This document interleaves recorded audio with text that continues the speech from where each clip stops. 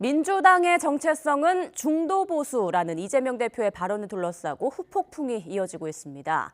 여당은 대권 욕심에서 나온 술책이자 정치 사기라고 맹공을 퍼부었고, 야당은 여당이 보수 자리를 뺏길까 불안해서 과민 반응을 보인다고 맞받았습니다. 국회 취재기자 연결합니다. 정인용 기자. 네, 국회입니다. 네, 이 대표의 중도보수 발언을 놓고 논란이 좀처럼 가라앉지 않고 있네요.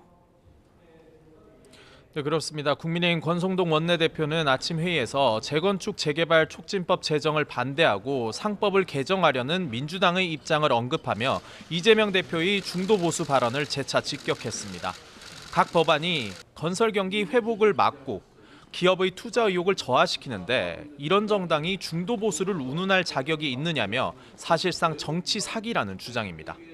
이양수 사무총장은 이 대표의 물불 가리지 않는 대권 전략이 대단한 것 같다면서 민주당 내에서 반발의 목소리가 연일 터져나오고 있어 또 말을 바꿀 것 같다고 주장했습니다. 이어 눈앞의 대권 욕심에 중도 보수의 표심을 잡아보겠다는 얄팍한 술책이라며 어떤 말을 믿어야 하는지 헷갈린다고 꼬집었습니다.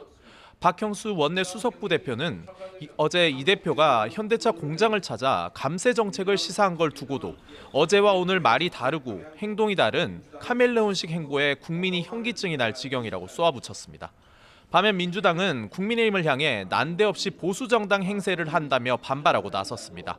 박찬대 원내대표는 국민의힘이 탄핵과 내란 특검을 당론 반대하고 헌법재판소 공격도 서슴지 않는데 헌정질서와 법치, 민주주의를 부정하면서 말만 보수정당이라고 하면 되는 거냐고 반문했습니다.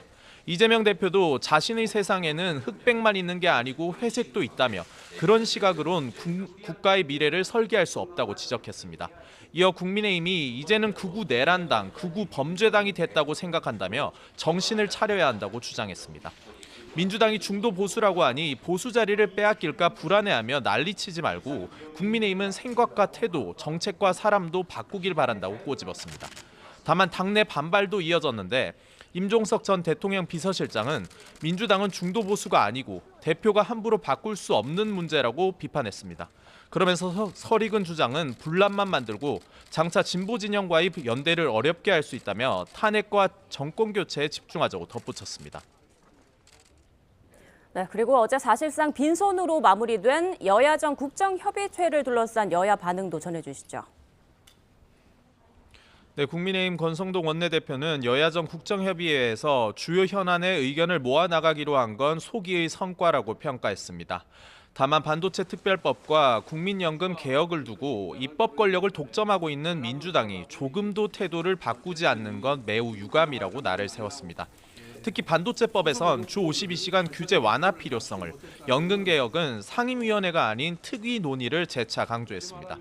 김상훈 정책위 의장은 국정협의회에서 반도체법 주 52시간 예외 적용을 3년 한시적으로라도 하자는 제안을 했는데 이마저도 민주당이 거부했다고 지적했습니다.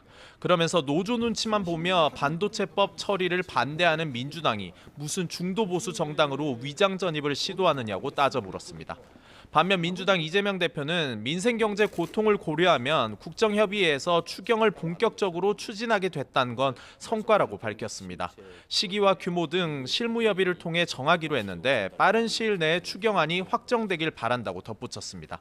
다만 국민의힘에 대한 비판도 빼놓지 않았는데 야당이 하자는 거 반대만 하면 그게 무슨 여당이냐며 집권당으로서 긍정적이고 능동적인 태도를 견지해달라고 날을 세웠습니다.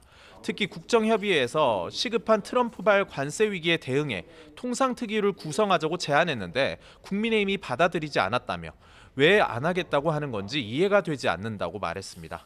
그러면서 이렇게 발목만 잡으면 국민이 집권 여당으로 인정할지 한번 생각해 봐야 한다고 덧붙였습니다. 지금까지 국회에서 YTN 정인용입니다.